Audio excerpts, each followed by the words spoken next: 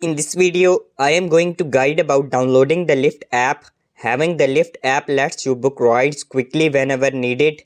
Just follow these straightforward steps to get started. 1. Open the App Store on iPhone or Google Play Store on Android. 2. Tap on the search bar and type Lyft. 3. Select the official Lyft app from the search results. 4. Tap the install or get button. 5. Wait for the app to download and install on your device. 6. Open the Lyft app once the installation is complete.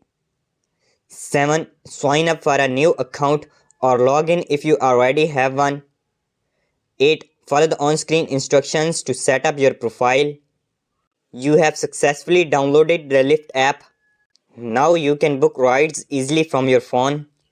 Open the app and start using Lyft today.